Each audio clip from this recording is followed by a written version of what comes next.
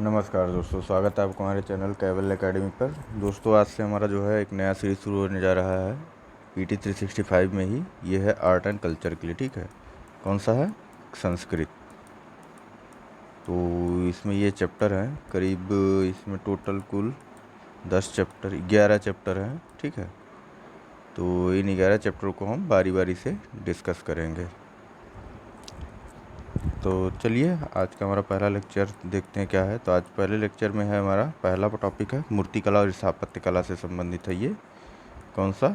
Sculpture and architecture. तो इसमें पहला पॉइंट है महापाषाण संस्कृतियाँ, मेगालिथिक कल्चर। तो मेगालिथिक कल्चर को सबसे पहले तो जान लेते हैं होता क्या। देखिए, महापाषाण वस्तुतः जो है मतलब मेगालिथिक जो है सामान्यतः समाधियों या शव को जो है कुछ विशेष रीतियों को प्रतिबंधित करते हैं। इसमें होता क्या है, जैसे कि जहाँ पे जैसे शव वगैरह दफनाए जाते थे या कलश के रूप में रखे जाते तो उनके बगल में एक जो है पत्थर की श्रृंखला रख दी जाती थी या पाषाण रख दिए जाते थे, ठीक है। इनका कोई विशेष आकार नहीं होता था, मतलब कुछ निश्चित नहीं कि ये इतने बड़े होंगे या इतने छोटे होंगे, ऐसा कुछ नहीं था। इनका कोई निश्चित आकार नहीं था, ये किसी भी प्रकार से रखे जा सकते थे। कहीं कहीं ये जो है खड़े पत्थरों के रूप में मिले हैं, कहीं कहीं गोलाई में मिले हैं, तो कहीं जो है खड़े पत्थरों के ऊपर जो है एक और सपाट पत्थर रख करके बना दिया गया है वो कब्रों को, ठीक है। और इन्हें अलग अलग नामों से भी जाना गया है। तो चलिए फिलहाल देखते हैं इसमें आगे क्या है। तो देखिए, सबसे पहले तो जान लेते हैं ये चर्चा में क्यों है। चर्चा में इसलिए कि केरल और तमिलनाडु की सीमा पर अवस्थित पोथामाला पहाड़ियों पर नवीन मेनहीर प्राप्त हुए। नवीन मेनहीर प्राप्त हुए। देखिए, मेनहीर है, इसमें कई प्रकार की समाधान विधि आपको जैसे बताया था, खड़े होकर के भी रहते शव को बगल, मतलब यहाँ जैसे शव दफनाया गया तो इसके बगल में पत्थर की कुछ शिलाएँ जो हैं या पत्थरों के टुकड़े खड़े कर दिए गए। और हाँ, इनका कोई निश्चित लंबाई नहीं होती थी, कहीं कहीं 5.5 मीटर तक के लंबे मिले हैं तो कहीं पे जो है 1.5।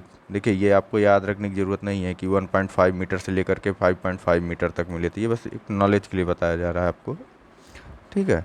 तो चलिए देखते हैं कहाँ थे हम। हाँ, केरल और तमिलनाडु सीमा पर अवस्थित पोथामाला पहाड़ियों पर नवीन मेनहीर प्राप्त हुए, ठीक है। अब मेनहीर क्या है, किस तरीके कौन से टाइप का कब्र का मिला है ये मेनहीर? देखिए, मेनहीर जो है एकाश्म प्रस्तर पट्टिकाएँ होती, कैसी होती हैं? एकाश्म प्रस्तर पट्टिकाएँ। ये देखिए यहाँ पे एग्जाम्पल बना हुआ है, इसका फिगर बना हुई है, देखिए ये। मतलब यहाँ पे क्या है ना, एक सिंपल कब्र बना दी गई है। जैसे मान लीजिए ये कोई कब्र है या यहाँ कोई शव रखा दफनाया गया है तो इसी के बगल में एक सिंगल पत्थर को खड़ा कर दिया गया, ठीक है। और इसका देखिए, जैसे कि इसका कोई शेप निश्चित नहीं है, किसी भी शेप का पत्थर ले आए, उठा करके ले आ करके खड़ा कर दिया है। तो चलिए देखते हैं आगे। और ये ऊंचाई में लघु अथवा विशाल, ये देखिए मेनहीर जो है आकाश में प्रस्तर पट्टिकाएं हैं जिन्हें समाधियों के समीप लंबवत ऊपर की ओर गाड़ा गया है। किस तरफ? ऊपर की ओर लंबवत गाड़ा गया है। ये ऊंचाई में लघु अथवा विशालकाय हो सकती है, वही जैसा आपको बताया गया। तो 1.5 मीटर से लेकर के करीब करीब 5.5 मीटर तक के प्राप्त हुए हैं अभी तक, ठीक है। तो पोथामाली पहाड़ियों में सैकड़ों गोलात्मक पत्थर संरचनाएं पाई गई। ये संरचनाएं जो हैं 3000 वर्ष से पूर्व प्रागैतिहासिक सभ्यता के एक संरचित समाधान केंद्र के अस्तित्व की ओर संकेत करती हैं। मेनहीर जो है, ये मेनहीर मतलब जो अभी मेनहीर मिला है, ये केरल में अब तक ज्ञात मेनहीरों में सबसे बड़े हैं, ठीक है। केरल में अब तक ज्ञात सबसे बड़े मेनहीरों में से एक हैं जो अभी मिला है पोथामाला पहाड़ियों के निकट, ठीक। नेक्स्ट पॉइंट क्या है? तो मेनहीर केवल कुछ क्षेत्रों में पाए जाते हैं तथा ये महापाषाणिक संस्कृति के द्योतक है। तो किस कल्चर के लिए है अगर ऑप्शन आ जाएगा तो महापाषाणिक संस्कृतियों के लिए, ठीक है। यानी कि मेगालिथिक कल्चर के लिए दो ऑप्शन हो, या महापाषाणिक हो सकता है या तो मेगालिथिक हो सकता है, ठीक है। और कुछ क्षेत्रों मतलब और कौन कौन से क्षेत्रों में मिला है? देखिए, एक तो हमने केरल पढ़ ही लिया ऊपर, ठीक है। कौन सा? केरल। इसके अलावा, तो इसके अलावा ये मिला है कर्नाटक के, कहाँ पे? एक सेकेंड, केरल तो हमने देख लिया, क्या देख लिया? केरल तो देख लिया है। इसके अलावा ये मिला है मास्की और गुलबर्गा में। कहाँ कहाँ? मास्की और गुलबर्गा, ये दोनों कहाँ हैं? ये दोनों हैं कर्नाटक में, ठीक है, कर्नाटक में, ठीक, केरल के पोथामाला पहाड़ियों के समीप मिले हैं और कर्नाटक में मास्की और गुलबर्गा के पास मिले हैं। ठीक है, तो महापाषाणिक संस्कृतियों के बारे में देख लेते हैं। नेक्स्ट पॉइंट क्या है, भारत में महापाषाणिक संस्कृति, मेगालिथिक कल्चर इन इंडिया। देखिए, महापाषाणिक संस्कृति वस्तुतः मेगालिथ या महापाषाण तथा इनसे संबंधित आवास स्थलों में पाए गए सांस्कृतिक अवशेषों को संदर्भित करते हैं। किससे संदर्भित करते हैं? सांस्कृतिक अवशेषों को संदर्भित करते हैं। ठीक है, मेगालिथिक के अंतर्गत विभिन्न प्रकार के स्मारक शामिल है तथा इनमें केवल एक समान विशेषता ये है कि ये विशाल और अपरिष्कृत रूप से प्रसाधित प्रस्तर पट्टिकाएँ हैं। ठीक है, वही जैसे इनका अपरिष्कृत रूप से प्रसाधित मतलब इनका कोई निश्चित आकार या शेप नहीं है। ठीक है, ऐसे ही स्मारक जो है विश्व में अनेक भागों में पाए गए। ऐसा नहीं कि केवल भारत भर में, ये और कहीं और भी बहुत जगहों पर मिले। कौन कौन से? यूरोप में, एशिया में, अफ्रीका में, मध्य एवं दक्षिण अमेरिका में भी प्राप्त हुआ है। तो भारतीय उपमहाद्वीप में इनका फैलाव कहाँ कहाँ तक है? तो भारतीय उपमहाद्वीप में ये सुदूर दक्षिण, दक्कन के पठार, विंध्य अरावली पर्वत श्रृंखलाएं और उत्तर पश्चिम में भी पाई गई हैं। कहाँ कहाँ? सुदूर दक्षिण यानी कि वही केरल, कर्नाटक, दक्कन के पठार, विंध्य अरावली पर्वत श्रृंखला और उत्तर पश्चिम में भी पाई गई हैं।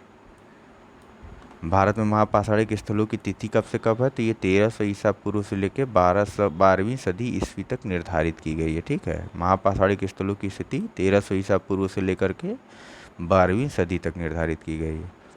विंध्य क्षेत्र की महापाषाणिक संस्कृति देखिए, ये लौह पूर्व ताम्रपाषाण कालीन संस्कृति को संदर्भित करता है। ठीक है, जबकि प्रायद्वीपीय भारत में ये लौह युग से संबंधित है। ठीक, विंध्य क्षेत्र में लौह पूर्व ताम्रपाषाणिक संस्कृति से है और प्रायद्वीपीय भारत में लौह युग से संबंधित है। ठीक है, आगे क्या है? तो आगे महापाषाण अर्थात महापाषाणिक समाधियों के निर्माण की प्रथा भारत में कुछ जनजाति समुदाय जैसे खासी और मुंडा में वर्तमान में भी प्रचलित है। किसमें किसमें? खासी और मुंडा में। ये जनजातियाँ कहाँ पाई जाती हैं? ये आपका काम है, आप देखिए कहाँ मिलती हैं ये दोनों जनजातियाँ हैं। लेकिन इनमें क्या विद्यमान है वो देख लीजिए कि महापाषाणिक निर्माण की प्रथा अभी भी इनमें चालू है। मतलब अभी भी इनके यहाँ जो समाधियाँ बनाई जाती हैं उनके बगल में प्रस्तर के या पत्थर जिसे बोल सकते हैं आप, स्तंभ जो है खड़े कर दिए जाते हैं। ठीक है, देखिए ये ज़रूरी नहीं कि ये ऐसे ही, कहीं कहीं पे आप देखेंगे ना तो वहाँ पे ऐसे गोले पत्थरों को भी एक दूसरे के ऊपर रख करके बना दिया गया है एक स्तंभ टाइप में।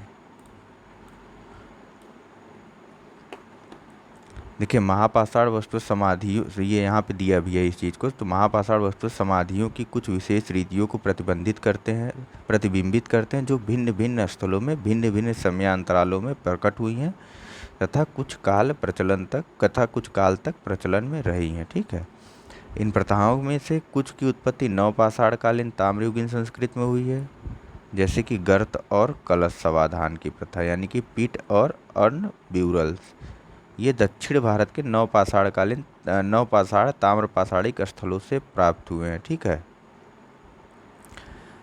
हालांकि नवपाषाण ताम्रपाषाणिक चरण के समाधानों के विपरीत जहां आवास स्थल विद्यमान थे, महापाषाणिक समाधियां एक पृथक क्षेत्र में अवस्थित है। ठीक है, मतलब जहां पर जो है आवास स्थल विद्यमान थे नवपाषाण ताम्रपाषाणिक चरण में, वहाँ पे जो है ये समाधियों को जो है एक अलग से क्षेत्र में बनाया गया था। ठीक है, जीवित एवं मृत के अधिष्ठानों का पृथक्करण विशिष्ट है। मतलब जीवित लोगों के लिए एक अलग स्थान था और मृत लोगों के लिए एक अलग से स्थान बना दिया गया था। यहाँ जैसे जीवित लोग रह रहे हैं तो उनकी समाधियाँ, जैसे यहाँ से जीवित कोई मृत हो गया तो इसकी समाधियाँ एक दूसरी जगह पर बना दी गई हैं। ठीक है, ये विशिष्ट हैं उस समय के हिसाब से। अभी तो फिलहाल ऐसा ही होता है, नव सामान्य है ये, लेकिन उस समय के हिसाब से यह विशिष्ट थी। और सामाजिक संगठन में एक स्थानांतरण की ओर संकेत करता है। ठीक है, ये देखिए ये कुछ एग्जाम्पल बने हुए हैं यहाँ पे। मेनहीर बना हुआ है, ठीक, डोलमेनॉइड सिस्ट बना हुआ है या डोलमेन जिसे बोलते हैं, टोपिकल बना हुआ है, स्टोन अलाइनमेंट बना हुआ है, अर्न ब्यूरल बना हुआ है और ये पोर्ट होल सिस्ट बना हुआ है। ठीक है,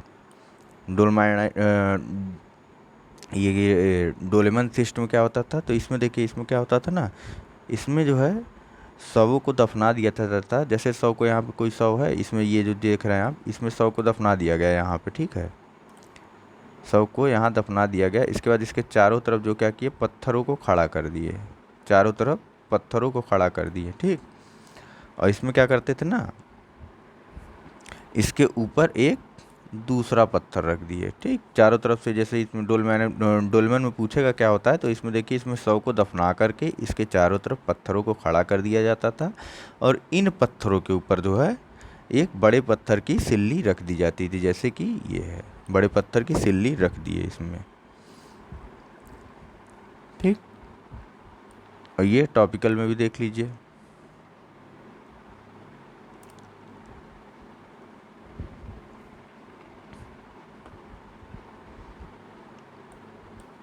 स्टोन अलाइनमेंट में देख लीजिए, सब में अलग अलग है, ऐसा नहीं कि सब में एक है। मेनेर सिंगल प्रस्तर का था, डोलमन में चारों तरफ पत्थर खड़ा करके उसके ऊपर एक शिला रख दी गई, और इसमें टॉपिकल में क्या किया गया, इसमें भी चारों तरफ पत्थर रख करके एक शिला रखी गई, लेकिन शिला का आकार जो है छत्र की तरह होता था, ये देखिए ये।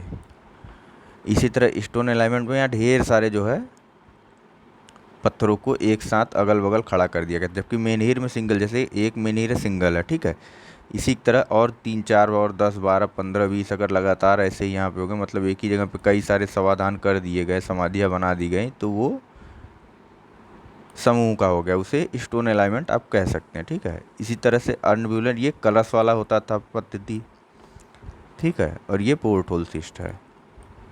नेक्स्ट देखते हैं हमारा अगला टॉपिक, इसमें और देख लेते हैं। ये देखिए यहाँ एग्जाम्पल ही दिया हुआ है, महापाषाणिक समाधियाँ 3 प्रकार की मौलिक होती थी। कौन कौन सी, ये जो तीनों हैं, चैम्बर टॉम, कक्षीय समाधियाँ, कक्ष विहीन समाधियाँ, और समाधानों से असंबद्ध महापाषाण, ठीक है। प्राप्त हुए विभिन्न प्रकार के महापाषाण स्मारक मेनहिर, डालमेन ताबूत, टोपिकल आदि हैं, ठीक है। मेनहिर, डालमेन ताबूत, टोपिकल, स्टोन अलाइनमेंट, अर्नब्यूलन, पोर्ट होल सिस्ट आदि हैं। नेक्स्ट है कि भारत में महापाषाणिक संस्कृतियों को किसी एकल समरूप या सामयिक संस्कृत के रूप में नहीं समझा जा सकता है। क्यों नहीं समझा जा सकता है, क्योंकि ऊपर अभी हमने देखा कि कुछ तो जो है नवपाषाणकालीन, ताम्रपाषाणकालीन संस्कृतियों से संबंध रखते थे, ठीक है, और कुछ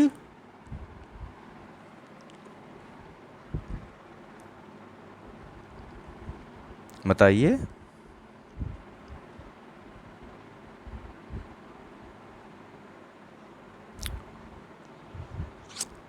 देखिए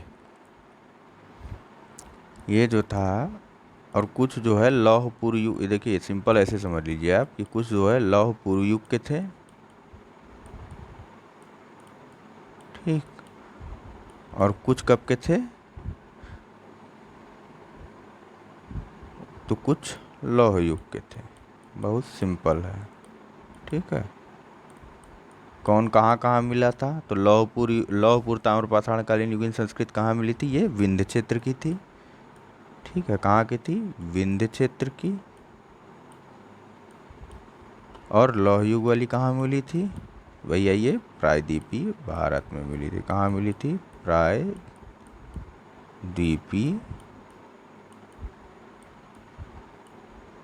भारत में मिली थी, इंडिया, ठीक है। चलिए नेक्स्ट देखते हैं। नेक्स्ट हमारा टॉपिक है चौखंडी स्तूप के बारे में। चौखंडी स्तूप क्यों चर्चा में रहा है, सबसे पहले तो इसे जान लेते हैं। देखिए चौखंडी स्तूप को जो है ASI यानी कि आर्कियोलॉजिकल सर्वे ऑफ इंडिया द्वारा जो है चौखंडी स्तूप को राष्ट्रीय महत्व का संरक्षित क्षेत्र घोषित कर दिया गया। कौन सा area, protected area of national importance. किसे घोषित कर रहे हैं, चौखंडी स्तूप को। तो ये कौन घोषित करता है भैया, ये भी हमको यहाँ से पता चल गया, ये ASI घोषित करता है, यानी कि भारतीय पुरातत्व सर्वेक्षण जो है ये किसी एरिया को जो है राष्ट्रीय महत्व का संरक्षित क्षेत्र घोषित करता है। फिलहाल इसने किसको किया है, फिलहाल इसने चौखंडी स्तूप को घोषित किया है। तो चौखंडी स्तूप कहाँ पे है, चौखंडी स्तूप है वाराणसी। कहाँ पे है, वाराणसी, सारनाथ, ठीक है। यह सारनाथ वाराणसी उत्तर प्रदेश में स्थित एक प्राचीन बौद्ध स्थल है। ठीक है, चौखंडी स्तूप कौन सा स्थल है? तो ये भैया ये एक बौद्ध स्थल है। कहाँ पे है? ये है सारनाथ वाराणसी उत्तर प्रदेश। ठीक, जो ईंटों से निर्मित एक उत्कृष्ट संरचना है। किस चीज़ से निर्मित है? पत्थरों से नहीं, ईंटों से निर्मित एक उत्कृष्ट संरचना है तथा इसके शीर्ष पर एक अष्टभुजाकार मीनार अवस्थित है। ठीक है, जनश्रुतियों के अनुसार इस स्तूप का निर्माण मूलतः सम्राट अशोक द्वारा करवाया गया था। किसके द्वारा करवाया गया था? तो सम्राट अशोक के द्वारा करवाया गया था। ठीक है, लेकिन इसके शीर्ष पर ये जो अष्टभुजाकार मीनार है, ये मुगल स्मारक है। ठीक है, कौन सी है? मुगल स्मारक है। बनवाया तो अशोक ने था, लेकिन इसके शीर्ष पे जो अष्टभुजाकार इमारत है यह मुगल काल से संबंधित है। ठीक है, और इसका निर्माण कौन कराया था? तो इस स्थल पर हुमायूं की यात्रा के उपलक्ष्य में 1588 ईस्वी में इसका निर्माण करवाया गया था। ठीक है, हुमायूं ने करवाया नहीं था, हुमायूं की यात्रा के उपलक्ष्य में इसका निर्माण करवाया गया था। कब? तो 1588 ईस्वी में। तो सारनाथ के विषय में और हम जान लेते हैं डिटेल से कि और क्या क्या सारनाथ में इम्पॉर्टेंट है। तो सबसे पहले देखिए, सारनाथ को मृगदाव या मृग उद्यान या फिर हिरण्यवन, क्या? हिरण्य वन। ठीक, किसके किसके रूप में? या तो मृगदाव बोल सकते हैं सारनाथ को, कहीं पे क्वेश्चन में आपको मिल सकता है, या मृग उद्यान बोल सकते हैं, या फिर हिरण्य वन। ये शब्दों से कंफ्यूज मत करिएगा, ये सारी तीनों चीज़ें एक ही चीज़ के लिए बारे में संदर्भित हैं। किसके बारे में? सारनाथ के बारे में, जो कि कहाँ है? वाराणसी में है। ठीक है, तो इसके अतिरिक्त जो है, ये देखिए सारनाथ को मृगदाव या मृग उद्यान के रूप में संदर्भित किया गया है। इसके अतिरिक्त इस स्थल को ईसीपत्तन, देखिए तीन चीज़ तो हमने देख लिया, इसके अतिरिक्त भी इस स्थल को ईसीपतन या ऋषिपत्तन के रूप में भी संबोधित किया जाता है, जो संभवतः ऐसे स्थल को संदर्भित करता है जहाँ दिव्य पुरुष धरती पर अवतरित हुए थे। ऋषिपत्तन किसे संदर्भित करता है? तो दिव्य पुरुष धरती पर अवतरित हुए थे, उसे ऋषिपत्तन कहा जाता है। ठीक है, यहाँ के प्रसिद्ध बौद्ध स्थल कौन कौन से हैं? तो ज्ञान प्राप्ति के पश्चात भगवान बुद्ध ने अपना प्रथम उपदेश ही यहाँ दिया था। कहाँ दिया था? सारनाथ में। तो इसीलिए इस यहाँ पे इसे जो है धर्मचक्र, उस घटना को क्या कहा गया था जो भगवान बुद्ध ने जो है वो कहा था, प्रथम उपदेश दिया था जब, तो उस घटना को कहा गया था धर्मचक्र प्रवर्तन। ठीक है, यहाँ पे एक धमेक स्तूप भी है। ठीक, धमेक स्तूप या धर्मचक्र स्तूप, आप कुछ भी बोल सकते हैं इसे, और एग्जाम में भी दोनों में से कोई भी एक आ सकता है। तो इसी स्थल पर भगवान बुद्ध ने धर्म का प्रथम उपदेश दिया था। ठीक है, यह माना जाता है कि इसका निर्माण 500 ईस्वी में हुआ था। हालांकि सम्राट अशोक द्वारा इसके निर्माण का आदेश 3री शताब्दी ईसा पूर्व में दिया गया था। इसके अलावा क्या यहाँ इम्पोर्टेंट है? तो इसके अलावा एक और चीज़ यहाँ पे ज़रूरी है, वो है मूलगंध कुटी विहार। क्या? मूलगंध कुटी विहार।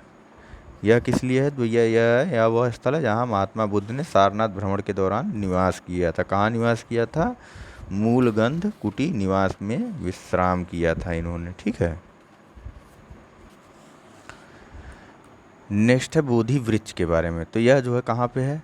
तो बोधि वृक्ष जो है यह मूलगंध कुटी विहार के निकट स्थित है तथा इसका रोपण जो है श्रीलंका के अनुराधापुर के श्री महाबोधि वृक्ष से लाई गई शाखा के माध्यम से किया गया। किसके माध्यम से? देखिए, मूलगंध कुटी विहार के निकट एक बोधि वृक्ष है। ठीक है, मूलगंध कुटी विहार, यहाँ महात्मा बुद्ध ने अपने सारनाथ भ्रमण के दौरान निवास किया था। ठीक है, सारनाथ भ्रमण के दौरान निवास किया था। ठीक है, तो बोधि वहाँ एक मूलगंध कुटी विहार जहाँ पे भगवान बुद्ध ने विश्राम किया था, वहाँ पे एक बोधि वृक्ष है जिसका रोपण, मतलब जिसको जो है श्रीलंका के अनुराधापुर में स्थित श्री महाबोधि वृक्ष से लाई गई एक शाखा के माध्यम से किया गया है। किसके माध्यम? कहाँ से लाई गई वृक्ष के शाखा के माध्यम से? तो श्रीलंका के अनुराधापुर में। क्यों फेमस है ये? बताइए, सोचिएगा। तो अनुराधापुर के श्री महाबोधि वृक्ष से लाई गई थी। ठीक है, इसके अलावा यहाँ क्या है, तो इसके अलावा यहाँ पे एक अशोक स्तंभ भी है। ठीक, अशोक स्तंभ क्या है, अशोक स्तंभ में क्या खास है, तो देखिए भारत ने इस स्तंभ को अपने राष्ट्रीय प्रतीक के रूप में अपनाया है तथा स्तंभ के निचले भाग पर स्थित अशोक चक्र को तिरंगे के मध्य में रखा गया है। अशोक स्तंभ के बारे में देखिए तो अशोक स्तंभ जो है सम्राट अशोक की सारनाथ यात्रा को प्रदर्शित करता है। किस यात्रा को, सम्राट अशोक की सारनाथ यात्रा को प्रदर्शित करता है। ऊंचाई कितनी है, तो 50 मीटर ऊंचे इस स्तंभ के शीर्ष पर 4 सिंह हैं जिनके पृष्ठभाग परस्पर संलग्न है, मतलब उनकी पीठ जो है आपस में सटी हुई। जैसे एक ये शेर है, एक ये शेर है, एक ये शेर है, एक ये शेर है। ठीक, 4 डायमेंशनल तो बन नहीं सकता, आप भी जानते हैं। ठीक है, इनकी पीठ जो है आपस में सटी हुई है, 4 शेर हैं। ठीक, सामने से देखने पे 3 ही दिखते हैं, मतलब एक साइड से एक दिशा से अगर आप देखेंगे तो आपको 3 शेर दिखेंगे, चौथा नहीं दिखेगा क्योंकि वो पीछे रहता है। तथा सिंहों के नीचे जो है 4 पशु भी बने। इन सिंहों के नीचे, जैसे ये मान लीजिए ये सिंह है तो इसके नीचे 4 पशु बने हुए। ठीक है, सिंहों के नीचे 4 पशु बने हुए यथा वृषभ, सिंह, हाथी और अश्व। कौन कौन से, वृषभ, सिंह, हाथी और अश्व। और ये चारों जो है भगवान बुद्ध के जीवन के 4 चरणों को निरूपित करते हैं। ठीक है, और सारनाथ में क्या है, तो और सारनाथ में एक जैन स्थल भी है। ठीक, अभी तक हमने बुद्ध स्थल के बारे में डिस्कस किया था, तो एक जैन स्थल भी है। वो क्या है जैन स्थल है, तो यह जैन धर्म के 11वें तीर्थंकर श्रेयांस नाथ की जन्मस्थली है। कौन, सारनाथ। ठीक है, इसकी जन्मस्थली है, श्रेयांस नाथ की एक जन्मस्थली है। ठीक है,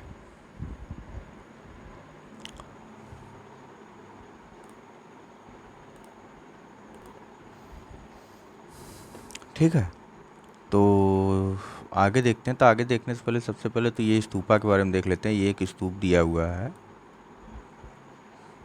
ठीक, तो चलिए देखते हैं। सबसे पहले स्तूप को देखने से पहले देखिए अशोक स्तंभ के बारे में अगर आपको और अच्छे से बताया जाए तो देखिए ये जो क्या होते थे, ये एकाश्म पत्थर के बने होते थे, मतलब सिंगल पत्थर के बने होते थे अशोक स्तंभ। ठीक है, कैसे पत्थर के, सिंगल पत्थर के। इनके ऊपर क्या होता था, सबसे पहले तो ऊपर एक शेर की आकृति होती थी। किसकी, 4 शेर होते थे इस पर। ठीक है, कितने, एक सेकेंड देखिए, सबसे ऊपर क्या होता था, सबसे ऊपर तो 4 शेर होते थे। ये ऐसे 4 शेर जिनकी पीठ एक दूसरे से सटी रहती थी। इसके बाद क्या था, तो इनके इसके ठीक नीचे जो है घंटे के आकार का पद्म के ऊपर, मतलब एक उल्टा कमल होता था। कैसा कमल, एक उल्टा कमल होता था। ये एक पट बना रहता था जिसके ऊपर सिंह रहते थे, चक्र जिसे बोलते हैं। इसके नीचे क्या था, तो एक उल्टा कमल बना होता था। कैसा कमल, उल्टा कमल। ठीक, और नीचे एक में वो उसे बोल सकते हैं पिलर की तरह एक आकृति होती थी नीचे। ठीक है, ये नीचे बेस नहीं रहता था, सबसे बड़ी चीज।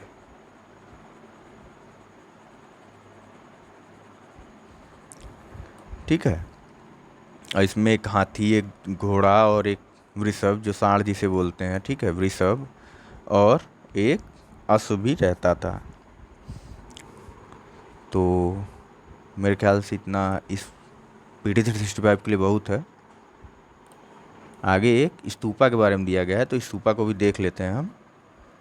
इसकी आकृति कैसी होती थी, तो देखिए सबसे पहले तो स्तूपा में इंटर करने के लिए क्या होता था, तो स्तूप जो है एक अर्धवृत्ताकार की संरचना होती थी। किस तरीके की, अर्धवृत्ताकार की। ये जो ये संरचना है इसे क्या बोलते थे, इसे अंड बोलते हैं। ठीक है, क्या बोलते हैं, अंड। अर्धवृत्ताकार हो सकता है या फिर पेपर में हो सकता है उल्टा कटोरा लिखा हो, ऐसी एक संरचना होती थी जिसे अंड बोलते थे। ठीक है, मतलब क्वेश्चन अगर आ जाए कि अंड किसे बोलते हैं, स्तूप के उल्टे कटोरे के आकार की रखी हुई आकृति को बोलते हैं, वैसे ऐसा क्वेश्चन आएगा नहीं। ठीक है, यह या फिर यह जो है अर्धवृत्ताकार होता था, ऐसा कुछ आ जाए तो वहाँ पे आप बता सकते हैं कि हाँ भैया यह जो है अर्धवृत्ताकार होता था, चौकोर नहीं होता था।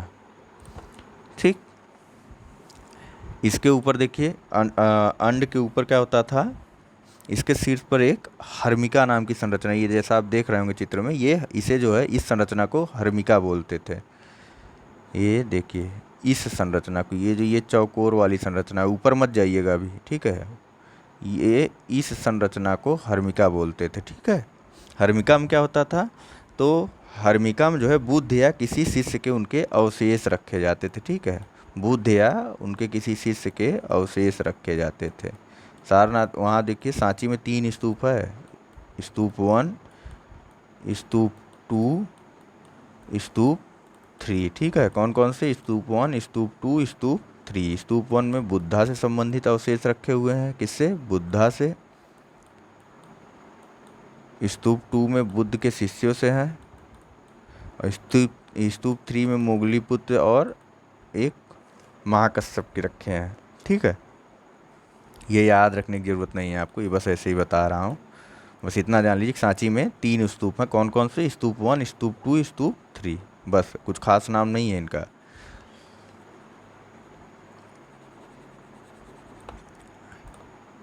ठीक है, कहाँ थे हम लोग, हाँ हम लोग थे हर्मिका में। हर्मिका में देखिए, हर्मिका में बुद्ध या उनके शिष्यों के वो रखे रहते थे, अवशेष रखे रहते थे, ठीक है। इसके अलावा ये जो ऊपर छत्र बना होता था, हर्मिका के ऊपर जो है एक छत्र बना होता था। देखिए हर्मिका को जब अवशेष रखा गया था तो यहाँ इसे जो है सबसे पवित्र स्थल माना जाता है स्तूप के अंदर, ठीक है। सबसे पवित्र स्थल माना जाता है किसी भी स्तूप के अंदर, किसे, हर्मिका को, ठीक है। तो हर्मिका के ऊपर जो है एक यष्टि, जिसे वो बोल सकते हैं, आकृति बनी रहती थी। किस तरीके की ये बनी रहती थी, ऐसी देखिए, ये जो आकृति है यहाँ पे चित्र में आपको नहीं समझ में आ रहा होगा, तो ये इस प्रकार की एक आकृति बनी रहती है, जो कि ऊपर धीरे धीरे छोटी होती जाती थी, ठीक, गोलाई में बनी रहती है, ऐसे जैसे, ऐसे मान लीजिए ये ऐसे बनी है, इसके बाद ये ऐसे बनी है, इसके बाद ये ऐसे बनी, ये जो है इसे क्या बोलते हैं थे, इसे छत्र बोलते हैं, ठीक है। क्या बोलते हैं, छत्र। और इसमें ये किस चीज़ का प्रतीक होता था, तो ये प्रतीक होता था श्रद्धा, किसका, श्रद्धा, उदारता और सम्मान का प्रतीक होता था। श्रद्धा, उदारता और सम्मान का ये जो छत्र बना होता था, ठीक है। इसके अलावा स्तूप के चारों तरफ जो है प्रदक्षिणा पथ बने होते थे, जहाँ लोग चक्कर काट सकते थे या स्तूप के फेरे ले सकते थे। ये प्रदक्षिणा पथ बने हुए हैं, ठीक है।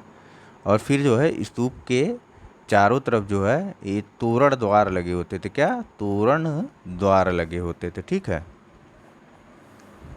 ये पूरी संरचना जो है प्रदक्षिणा पथ सहित जो है ये पूरी संरचना एक वेदिका से घिरी होती थी। वेदिका जिसे जैसे बाउंड्री वॉल आप बोल सकते हैं आजकल के मॉडर्न टाइम में, ये चीज़ इससे घिरी हुई है पूरी स्तूप की संरचना। इसके बाद जो है इसमें जो है इस वेदिका में ही चारों तरफ से, ये देखिए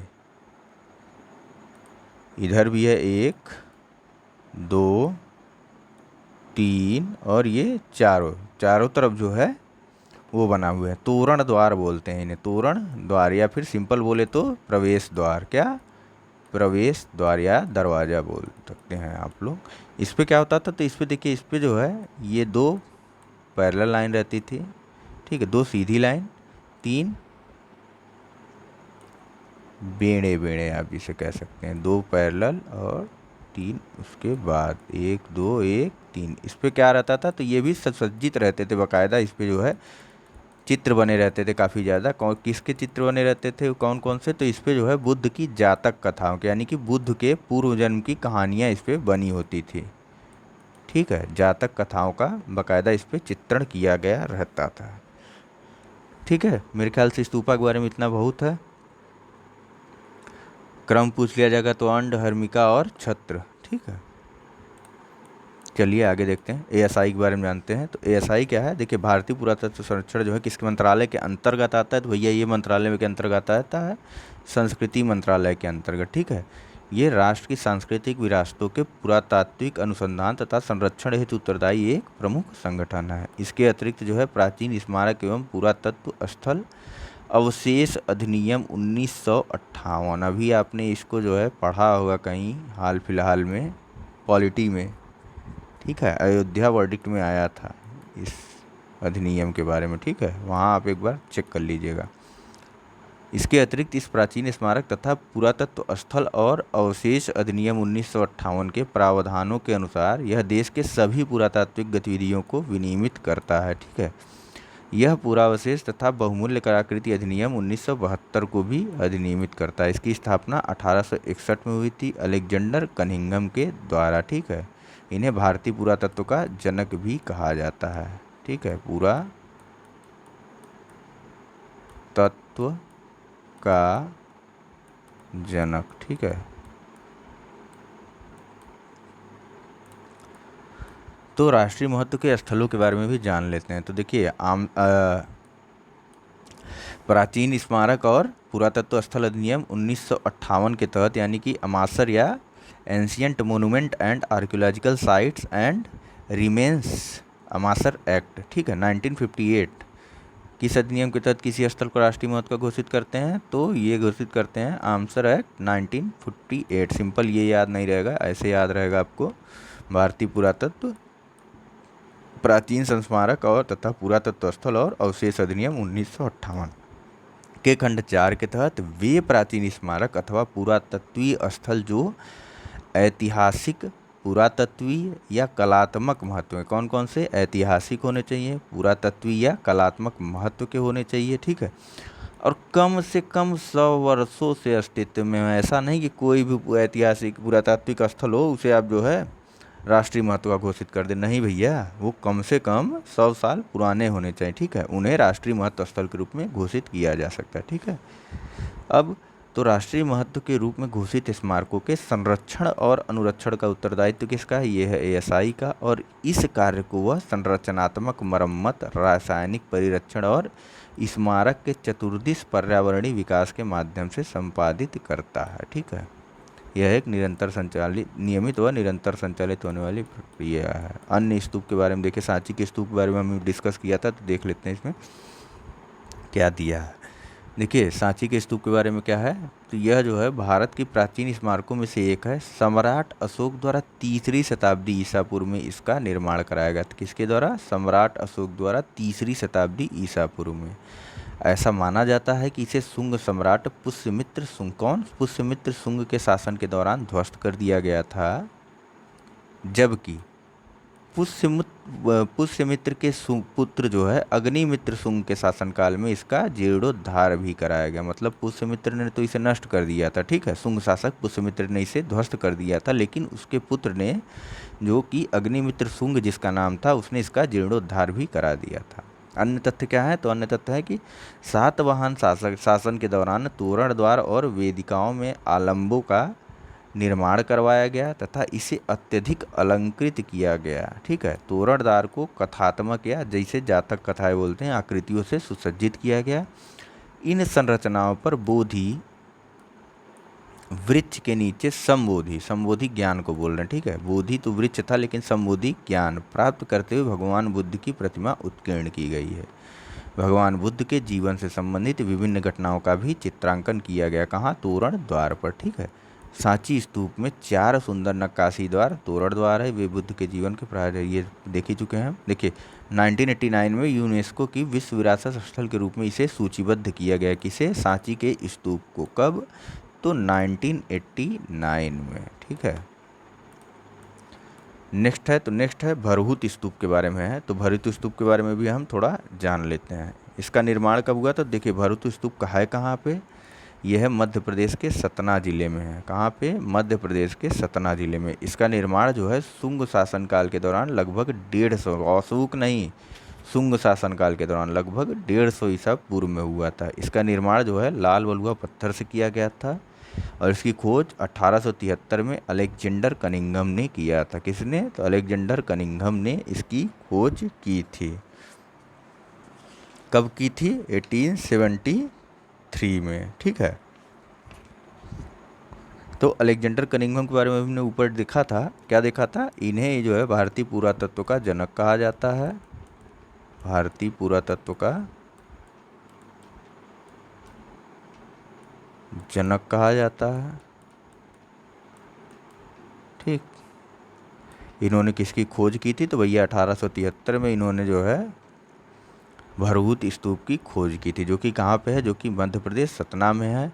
इसका निर्माण किसके शासनकाल में हुआ था? तो शुंग शासनकाल के दौरान, यानी कि लगभग 150 ईसा पूर्व में हुआ था। ठीक है, तो भरहूत के बारे में और क्या है इसमें जानकारी? तो देखिए, भरहूत की आख्यानात्मक नक्काशियों से यह प्रकट होता है कि शिल्पकार अपनी चित्रमय भाषा के माध्यम से अत्यंत प्रभावशाली रीति से अपनी कहानियों की कोई खास नहीं है। देखिए, आख्यान कथा में यहाँ पे जो है यक्ष और यक्षणियों की मूर्तियाँ जो है हाथ जोड़े हुए हैं। ठीक है, यक्ष और यक्षणियों की भी मूर्तियाँ मिली हैं। कहाँ से? भरहूत स्तूप में। ठीक है, ये हाथ जोड़े मुद्रा में खड़ी हैं।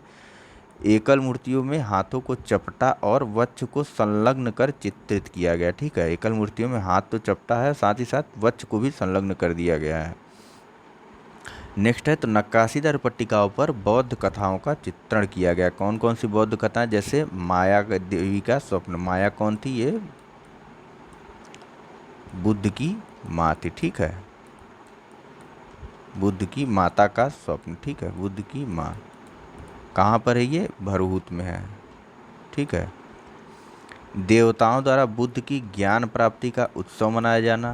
बुद्ध के सिंहासन, देखिए ये बहुत इम्पॉर्टेंट है, कभी कभी ऐसे क्वेश्चन आ जाता है डायरेक्ट, एक दो बार आया भी है।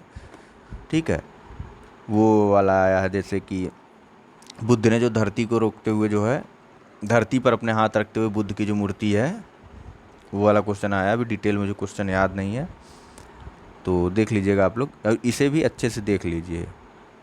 ठीक है, माया का स्वप्न, देवताओं का बुद्ध की ज्ञान प्राप्ति का उत्सव मनाया जाना, बुद्ध के सिंहासन और बोधि वृक्ष की उपासना, हाथियों द्वारा बुद्ध के सिंहासन के प्रति श्रद्धा अर्पित करते हुए दर्शाना, साथ ही जातक कथाओं का भी चित्रण किया गया है। कहाँ पर है ये सब? ये सब है भैया भरहूत स्तूप में। ठीक है, नेक्स्ट है हमारा अमरावती स्तूप के बारे में। ये कहाँ पे है अमरावती स्तूप? तो ये है आंध्र प्रदेश के अमरावती में स्थित है। ठीक है, यह प्राचीन भारत की बौद्ध कला और स्थापत्य कला का सुविख्यात उदाहरण है। ठीक है, इसे जो है 3री सदी ईसा पूर्व में, इसका निर्माण कब हुआ था? तो इसका निर्माण हुआ था 3री सदी ईसा पूर्व में। किसका? अमरावती स्तूप का। ठीक है, तथा 14वीं सदी ईस्वी तक एक महत्वपूर्ण बौद्ध मठ केंद्र के रूप में यह जो है 14वीं सदी तक एक महत्वपूर्ण बौद्ध मठ के रूप में सुविख्यात हो गया था, महत्वपूर्ण बौद्ध मठ केंद्र के रूप में। ठीक है, इसकी खोज कब की गई थी? इसकी खोज की गई थी 1797 में कोलिन मैकेंजी के द्वारा। किसकी खोज? अमरावती स्तूप की। कब? 1797 में। ठीक है, पूर्व में यह स्तूप चूना पत्थर की 2 स्तंभों को जोड़ने वाली क्षैतिज पट्टिकाओं और साधारण नक्काशियों से युक्त एक सरल संरचना थी। देखिए 2 बार में बना है। ठीक है, पहले तो जो है यह स्तूप एक चूना पत्थर के 2 स्तंभों को जोड़ने वाली क्षैतिज पट्टिकाओं और साधारण नक्काशियों से युक्त थी, परंतु जब सातवाहन शासकों द्वारा इसका पुनरुद्धार कौन करवाया था? सातवाहन शासकों ने करवाया था। ठीक है, पुनरुद्धार करवाया गया, तब यह अत्यंत उत्कृष्ट स्मारक बन गया। ठीक, ईंटों से निर्मित यह स्तूप एक गोलाकार वेदिका से युक्त है। वेदिका क्या है? अभी हमने ऊपर देखा था, ये जो है जो स्तूप को चारों तरफ से घेरे रहे उसे वेदिका कहते हैं। ठीक है, जिस पर भगवान बुद्ध को एक हाथी को शांत जिस पर भगवान बुद्ध को एक हाथी को शांत करते हुए मानव रूप में चित्रित किया गया। ठीक है, मानव रूप में चित्रित किया गया। कहाँ पे? अमरावती स्तूप में। ठीक है, एक हाथी को शांत करते, इसे आप वैसे याद कर सकते हैं जैसे बाहुबली 2 में था। कैसे? बाहुबली 2 मूवी तो आप लोग देखे ही होंगे, उसमें जैसे वो एक हाथी को शांत करता रहता है, मारपीट करके नहीं, बुद्ध ने मारपीट करके नहीं, वो हाथी को शांत कर रहे थे। ठीक है, उसका निर्माण जो है 4 मूल दिशाओं के बाहर की ओर विस्तारित एक 95 फुट ऊंचे चबूतरे पर किया गया था। ठीक है, इसका निर्माण कैसे किया गया था? तो 4 मूल दिशाओं में बाहर की ओर विस्तारित एक 95 फुट ऊंचे चबूतरे पर किया गया। नेक्स्ट है राजस्थान का बैराठ स्तूप। कौन सा? राजस्थान का बैराठ स्तूप। इसे कब बनवाया गया था? तो सम्राट अशोक द्वारा निर्मित मौर्यकालीन एक गोलाकार स्तूप है। कौन सा स्तूप? कहाँ का स्तूप? तो राजस्थान का। ठीक है, इसका निर्माण जो है काष्ठ के 26 काष्ठ के किससे बना, देखिए मैं हर जगह पॉइंट करते जा रहा हूँ, आपको ध्यान दीजिएगा इस पर। किससे बना था? इसका निर्माण जो है काष्ठ के 26 अष्टकोणीय स्तंभों से एकांतर रूप में ईंटों के चूने द्वारा प्लस्तर की गई पट्टिकाओं से किया गया था। ठीक है, ईंटों के चूने द्वारा प्लस्तर की पट्टिकाओं द्वारा किया गया था। बैराट बैराट या प्राचीन विराटनगर, ठीक, इसका नाम जो है बैराट है या प्राचीन विराटनगर भी बोल सकते हैं। यह मत्स्य महाजनपद की राजधानी थी। ठीक है, किस महाजनपद की? मत्स्य महाजनपद की। किंवदंतियों के अनुसार, किंवदंतियाँ मतलब जनश्रुतियाँ या जैसा सुना गया है उसके अनुसार इस नगर की स्थापना जो है राजा विराट द्वारा करवाई गई थी तथा इस शासक के राज्य में पांडवों ने छद्मवेश में अपने निर्वासन के 13 वर्ष व्यतीत किए थे। महाभारत डीडी नेशनल पे आजकल आ रहा है, उसमें देखिएगा आप लोग अगर टाइम मिले तो। यह स्थान अशोक के 2 अभिलेखों द्वारा तथा महत्वपूर्ण प्राचीन बौद्ध अवशेषों हेतु भी प्रसिद्ध है। किस लिए? तो बौद्ध के 2 अभिलेख भी यहाँ, अशोक के 2 अभिलेख भी यहाँ हैं, इसके अलावा प्राचीन बौद्ध अवशेष भी यहाँ पे विद्यमान। फिर एक और स्तूप बचता है हमारा, कौन सा? यह है गुजरात का देविनो मोरी स्तूप। ठीक, ये कहाँ पे है? तो ये जो है शामला जी के पास मेसवा नदी के तट पर, शामला जी के पास मेसवा नदी के तट पर स्थित है। इस विशाल स्थल में कई विहार, स्तूप, छोटी गुफाएं, चैत्य विद्यमान है। ठीक है, आंध्र प्रदेश में स्थित अन्य स्तूप कौन कौन सा है? तो ये है जगयपेट्टा, भट्टीप्रोलु, नागार्जुन कोंडा, गोली। कौन कौन से? जगयपेट्टा, भट्टीप्रोलु, नागार्जुन कोंडा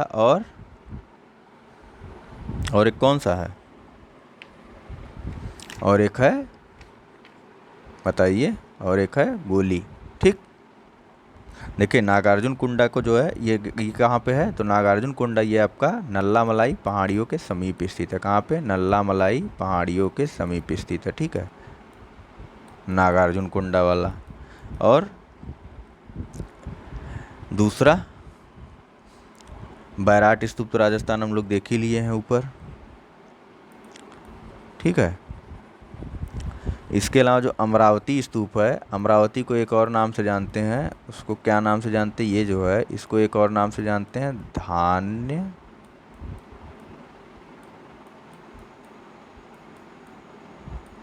कटक। किस नाम से? धान्य कटक, अमरावती या धान्य कटक। यहाँ देखिए ये भी जो है आंध्र प्रदेश की राजधानी भी बनाई जा रही है अमरावती में ही एक। ठीक है, और आंध्र प्रदेश कितनी राजधानी बनाई जा रही है, ध्यान बताइए आप लोग। ठीक है, सोचिएगा आप लोग। देखिए ये जो है अमरावती स्तूप जो है यह हीनयान मत से संबंधित है। कौन से मत से? हीनयान मत से संबंधित है। एक सेकंड, कहाँ गया?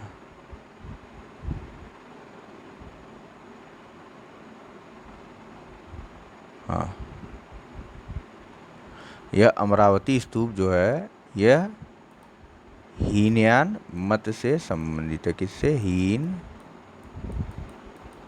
यान। ठीक है, इसके अलावा इसके बारे में क्या है? तो देखिए अमरावती स्तूप के ठीक सामने एक स्तंभ खड़ा हुआ है। ठीक है, यह केवल यहाँ की विशेषता है और कहीं नहीं ऐसे मिला है। तो एक स्तंभ अमरावती स्तूप के ठीक सामने है जिसे आयक स्तंभ बोलते हैं। कौन सा स्तंभ?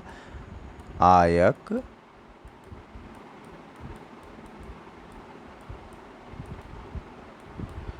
स्तंभ। ठीक,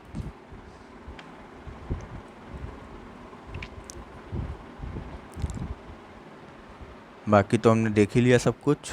चलिए नेक्स्ट देखते हैं क्या है। ऐसे वीडियो काफ़ी लंबी होती जाती है वैसे।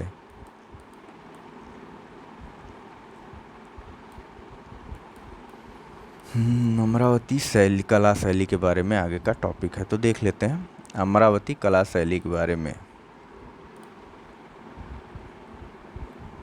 ये वीडियो ये जो है हम लोग अपने नेक्स्ट लेक्चर में देखेंगे, क्योंकि वीडियो काफ़ी लंबी हो चुकी फ़िलहाल के लिए, लगभग 44 से 45 मिनट की। ठीक है, आगे हम और तेज़ जाने की कोशिश करेंगे। ठीक है, तो अभी के लिए फ़िलहाल इतना ही है।